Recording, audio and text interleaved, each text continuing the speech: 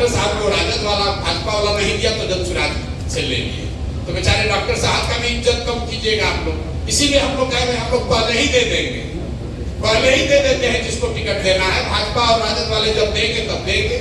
वो चिंता आप अपने मन से निकाल दीजिए कि किसी को टिकट किसी दूसरे दल से नहीं मिलेगा तो यहाँ से मिलेगा। हमको नहीं मालूम है कि आप कितनी जानकारी रखते हैं।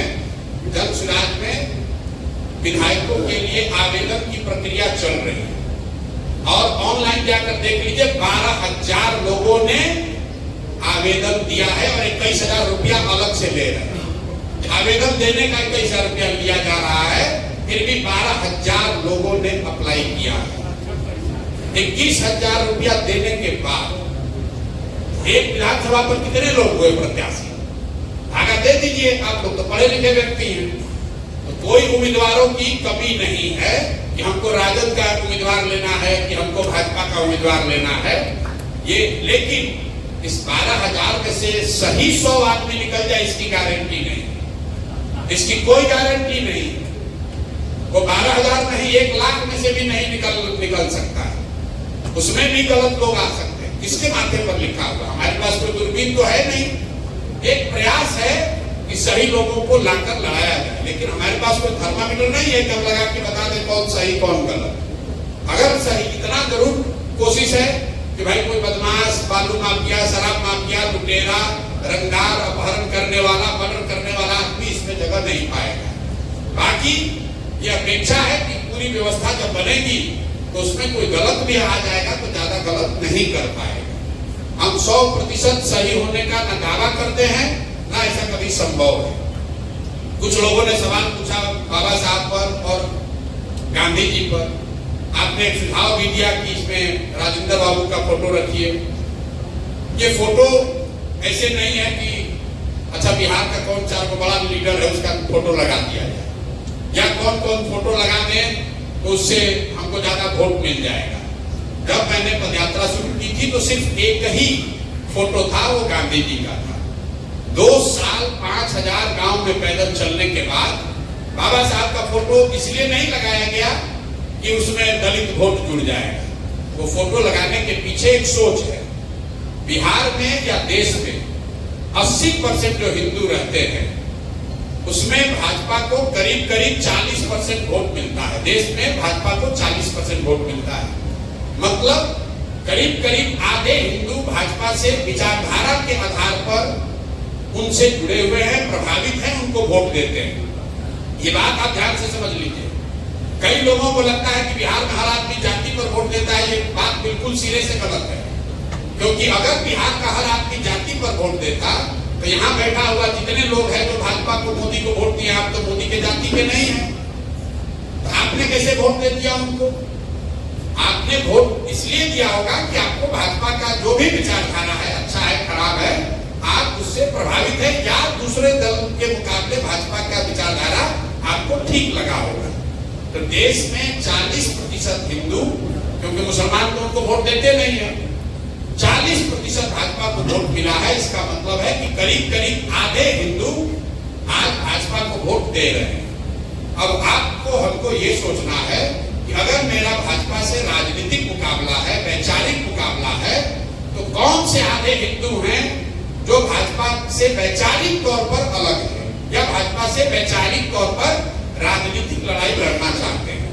तो जो 4 विचारधारा के मानने वाले हिंदू हैं, जो विशुद्ध तौर पर गांधीवादी लोग हैं, गांधी के विचारधारा के मानने वाले ज्यादातर लोग भाजपा के विचारधारा से इत्तेफाक नहीं रखते हैं।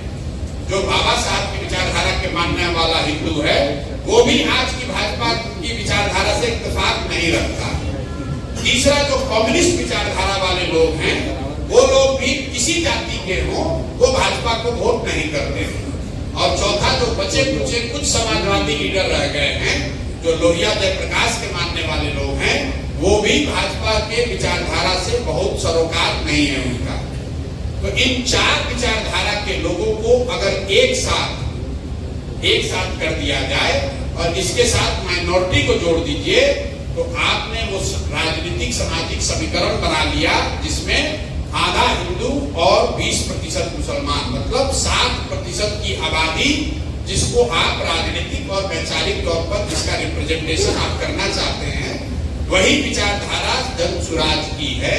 जन सुराज उसी स्पेस में राजनीतिक तौर पर काम करना चाहता है।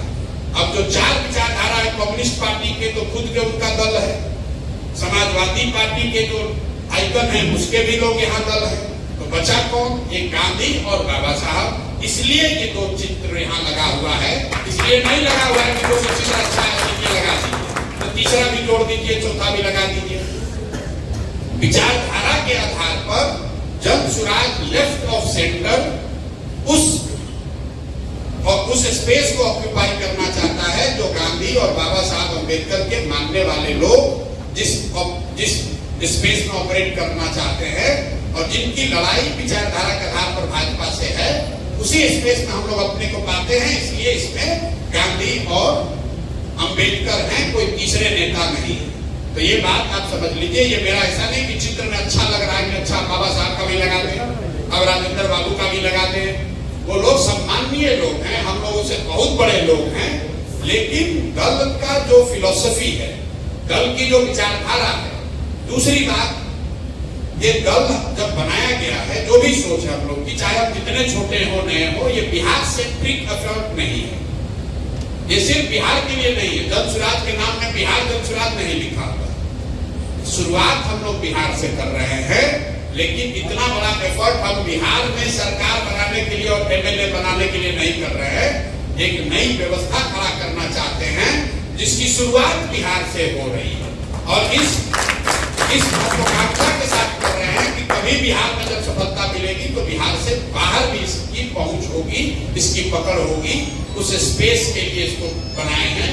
इसीलिए इसमें बिहार सेंट्रिक कुछ नहीं है, न इसके नाम में, न इसके फ्लैग में, न इसके आइकन्स में, न विचारधारा में। जो कुछ भी है वो पूरे भारत में एप्लीकेबल है। भाजपा एक राजनीति की एक दूर है, उसके सामने तो लोग राजनीति कर रहे हैं, उसमें हम लोग एक सशक्त विकल्प बनना चाहते हैं। चाहे उसमें 5 वर्ष लगे, 10 वर्ष लगे, 20 वर्ष लगे, कोई घबराहट नहीं है। लेकिन स्पेस जो ऑक्यूपाई करना चाहते हैं वो एंटी बीजेपी स्पेस है। मतलब एंटी बीजेपी का मतलब ये नहीं है कि हम बीजेपी से हमारा कोई लाठी डंडा हो रहा है। वैचारिक तौर पर, राजनीतिक तौर पर बीजेपी के अगेंस्ट जो स्पेस है, जो कि अभी फ्रेगमेंटेड है, जिसमें लालू जी है, जिसमें मुलायम जी है, जिसमें ममता जी है, जिसमें राहुल गांधी है, जिसमें 50 दल है, जो लोग हम लोग कहते हैं खिचड़ी है, उस स्पेस में हम लोग ऑक्यूपाई करना चाहते हैं। और उसका पहला एक्सपेरिमेंट एक तरीके से बिहार में कर रहे हैं। जब गांधी आए और उन्होंने चंपारण में आंदोलन किया, तो बिहार का कई आदमी खड़ा होकर कहता है कि चंपारण का आंदोलन हुआ, देश आजाद हुआ। भाई, चंपारण के आंदोलन से देश की आजादी का कोई सरोकार नहीं। चंपारण के आंदोलन होने के 40 वर्ष के बाद देश आजाद हुआ। चंपारण के आंदोलन से इतना ही हुआ कि पहली बार गांधी जी ने इस देश को, इस दुनिया को ये दिखाया कि सत्याग्रह भी एक तरीका है जिसके जरिए आप अंग्रेजों से लड़ सकते हैं, जीत सकते हैं, हरा सकते हैं। जब चंपारण में वो प्रमाणित हो गया, तब नॉन कोऑपरेशन 6 वर्ष के बाद किया गया, तब सिविल डिसोबीडियंस अगले 6 वर्ष के बाद किया गया। भारत छोड़ो आंदोलन 1942 में हुआ। तो जो हम लोग कर रहे हैं कि विचारधारा के आधार पर एक नई व्यवस्था बनाकर अगर इसको बिहार में प्रमाणित कर दिया जाए, तो नेचुरली ये दूसरे राज्यों में भी इसके लिए स्पेस हो सकता है। इस सोच से इसको शुरू किया। बाकी आप पीछे से एक बच्चे ने जो सवाल पूछा कि शिक्षा के लिए आप क्या करेंगे, रोज भी सवाल का जवाब देते देते थक गए।